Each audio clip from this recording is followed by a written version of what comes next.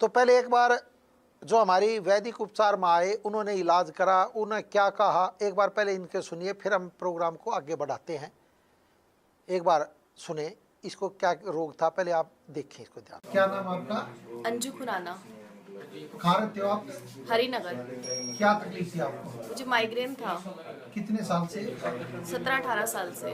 तो क्या करते थे इलाज के लिए आपने? क्या मैंने बहुत सारे इलाज कराए, कई जगह पे कराए, मगर मुझे कहीं भी आराम नहीं आया। तो हमारी दवाई कब से खा रहे हो आप? अभी 1 साल ही हुआ है, फरवरी में शुरू करी थी। कितना आराम है आपको? अब तो मेरे को बस 10% ही रह गया है। या 10% ही रह गया? पहले क्या क्या करते थे? बहुत सारी मतलब दवाइयाँ, इंग्लिश दवाइयाँ खाती थी, कॉमीफ्लैम बहुत खाती थी, और मतलब अक्सर ही 2 इंजेक्शन लगते थे नस में।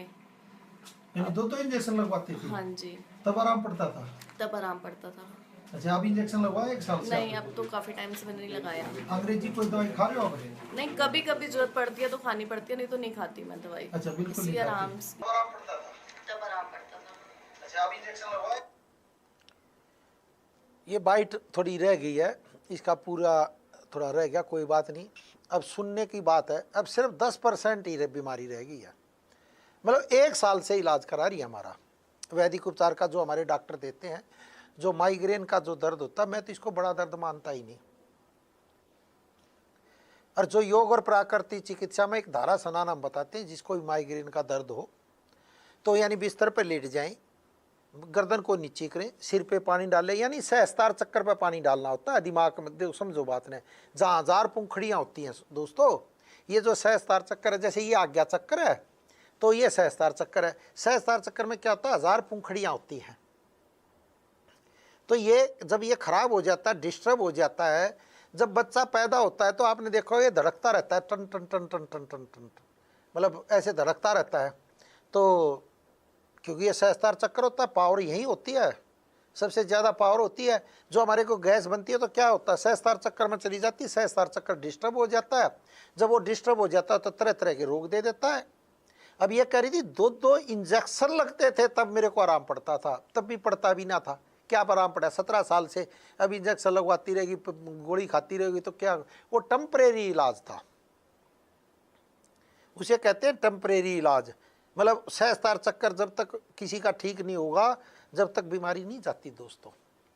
और जो हमारे डॉक्टर माइग्रेन की जो दवाइयाँ देते हैं वो क्या होता है? सहस्तार चक्कर को ज़बरदस्त उस पर इफेक्ट आने लग जाता है, तब ही आराम पड़ने लग जाता है। देखो बीमारी भी पुरानी थी, नहीं तो हम ज़्यादा से ज़्यादा 2 या 3 महीने ही दवाई देते हैं। जो हमारे डॉक्टर माइग्रेन की देते हैं 2 ही 3 महीने में बहुत अच्छा इफेक्ट आ जाता है। यानी 50% तो आराम आपको दूसरे महीने में ही पड़ जाता है, फिर से मतलब धीरे धीरे और पड़ने लग जाता है। लेकिन पेन किलर आपको नहीं खानी पड़ती। जो पेन किलर आप खाते हो माइग्रेन के लिए, उसकी ज़रूरत नहीं रहती दोस्तों। और ये पेशेंटों को दिखाने का मेरा मकसद है, ये इनका अपना निजी मत है दोस्तों। और मैं तो स्वतंत्र चिकित्सा की सलाह देता हूँ, मतलब और दवाइयों को डॉक्टर की सलाह से ही ले, ऐसे ही ना करें। और जो आपकी पहले दवाइयाँ चल रही हैं अपने डॉक्टर से पूछ कर उसको कम करें, एकदम बंद ना करें। और ये जो माइग्रेन का रोग है, ये कोई बहुत बड़ा रोग नहीं है, भयंकर रोग नहीं है। मैं फिर कहता हूँ, बस कई बार अज्ञानतावश आदमी करता रहता है। एक मैं क्रिया दिखाता हूँ जो सहस्तार चक्कर को आपको बहुत ज़बरदस्त स्ट्रॉन्ग कर देगी। वैसे भी जिनको सर्वाइकल दर्द रहता है या चक्कर आते हैं या माइग्रेन दर्द बहुत साल से है, एक तो धारा स्नान मैंने बताई थी, और ये 10 की 10 उंगलियाँ ये कर लो। देखो ये 10 उंगलियाँ ऐसे चौड़ा हाथ कर लो, और ये जो पूरी उंगलियां मतलब पूरा हाथ को फैला लो जितना आपसे फैलाया जाए। और ये जो अंगूठा अग्नि चक्कर है उसको अपने कान के पास ही रख लो। और ये पूरा जो माथे का आज्ञा चक्कर है, इसके ऊपर से ये उंगलियां पूरा फैला दो, तो ये सहस्तार चक्कर अपने आप अंदर आ जाएगा। हाथों को पूरा चौड़ा कर लो, पूरा चौड़ा करो, और पूरा लंबा गहरा सांस भरो कि ऑक्सीजन आपकी माइंड की तरफ चली जाए। और पूरा करके फिर इस हाथों को आगे दबाएं, पूरा दबाते चले जाएं, यहाँ तक हाथ ले आएं, फिर सांस छोड़ते हुए धीरे धीरे धीरे धीरे इसको इधर खोल दो। और ये उंगलियां यहीं की यहीं टच रहेंगी, ये हिलनी नहीं चाहिए। तो क्या होगा, आप देखोगे ये 6 की 6 उंगलियां दबाव पड़ने लग जाएंगी आपकी। जब आप लंबा गहरा सांस भर के हाथों को जैसे ही आगे लाओगे तो ये उंगलियां दबने लग जाएंगी। जो सहस्तार चक्कर के पास जो नस नाड़ियाँ हैं वो धीरे धीरे उन पर दबाव पड़ेगा और वो खुलने लग जाएंगी। जैसे जैसे वो खुलेंगी आपको आराम पड़ने लग जाएगा उसी टाइम। ये करके तो आप देखें, ये बहुत ज़बरदस्त क्रिया है दोस्तों सहस्त्रार चक्कर की।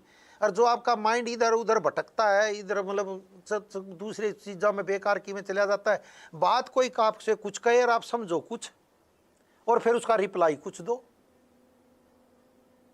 तो ये बात मतलब कई बार हो जाता है, किसी के साथ भी, हमारे साथ भी हो सकता है, यह अज्ञानतावश हो जाता है। तो क्या होता है, हमने अपने सहस्त्रार चक्र को प्रबल करना होता है, क्योंकि जो शक्ति होती है मूलाधार चक्र से धीरे धीरे धीरे धीरे ऊपर उठती है।